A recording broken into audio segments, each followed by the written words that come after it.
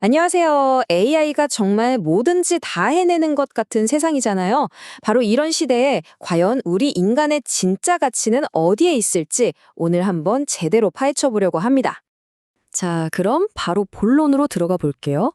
만약에 AI가 지금 여러분이 하고 있는 그 일을 완벽하게 대체해버린다면 우리에겐 과연 무엇이 남을까요? 이게 이제 더 이상 영화 속 이야기가 아니거든요. 오늘 우리가 함께 풀어가야 할 가장 핵심적인 질문이 바로 이겁니다. 우선 우리가 지금 어떤 현실에 놓여 있는지부터 좀 짚어봐야겠죠? 그건 바로 AI의 도전. 그러니까 AI가 점점 더 많은 영역에서 우리 인간을 뛰어넘고 있다는 사실입니다. 그럼 AI가 우리보다 더 잘하는 게 뭘까요? 사실 이미 다들 느끼고 계실 거예요. 단순하게 지식을 전달하거나 계속 똑같은 일을 반복하는 업무, 단순 노동, 그리고 어마어마한 양의 데이터를 처리하는 거. 이런 분야들은 기술이 우리를 앞지른 지 이미 오래죠. 바로 여기서부터 모든 고민이 시작되는 겁니다. 그런데 말이죠. 여기서부터가 진짜 재밌어집니다. 문제만 얘기하면 답이 없잖아요. 해결책으로 넘어가 보죠. 우리 인간에게는요, AI가 절대 따라할 수 없는 거의 초능력 같은 게 하나 있습니다. 그게 뭐냐? 바로 감성 에너지라는 겁니다.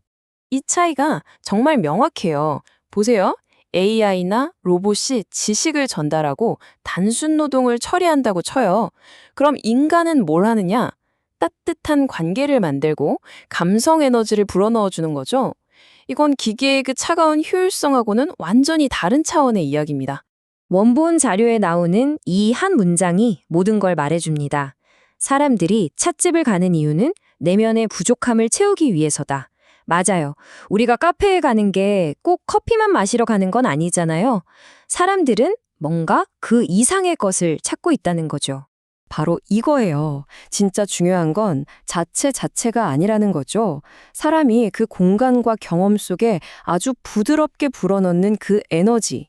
예를 들면 추운 날 들어온 손님한테 밖에 많이 춥죠? 하고 건네는 그 따뜻한 말 한마디. 이게 바로 기계는 못하고 사람만이 할 수 있는 겁니다. 자, 그럼 우리는 이제 어떻게 바뀌어야 할까요? 여기서 바로 생각의 전환, 즉 패러다임의 전환이 필요합니다. 더 이상 기계적인 일이 아니라 의미를 담은 활동으로 나아가야 한다는 거죠. 식당 서버를 예로 들면 이해가 아주 쉬워요. 과거의 서버는 그냥 일을 했죠. 음식 나르고 돈 받고.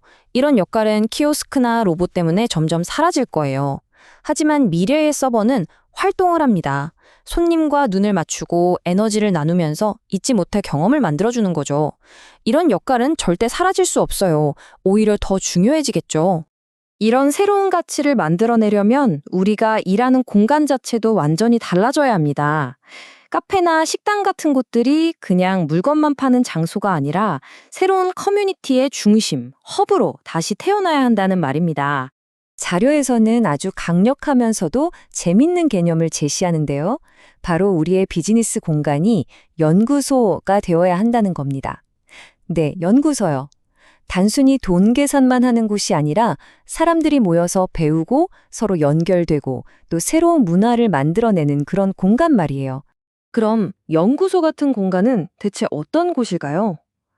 일단 아주 명확한 자기만의 테마가 있고요. 그 분야에 대해 알려주고 이끌어주는 교사 같은 사람이 있어요.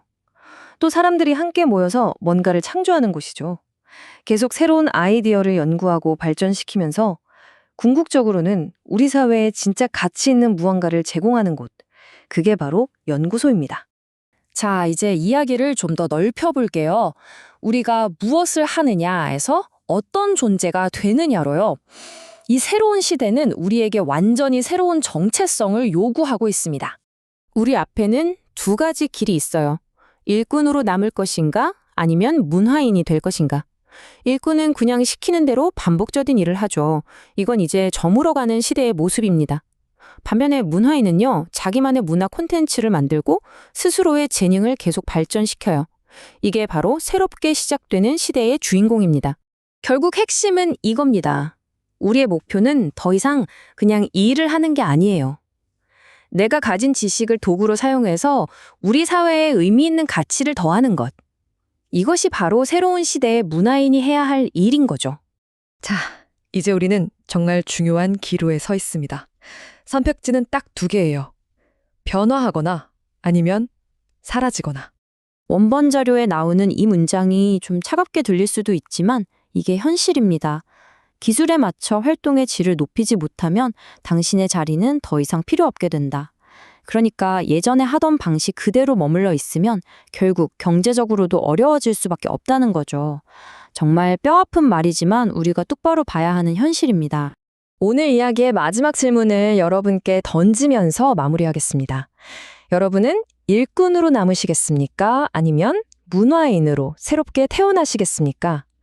이 질문에 대한 여러분 각자의 답이 앞으로 우리의 미래를 결정하게 될 겁니다.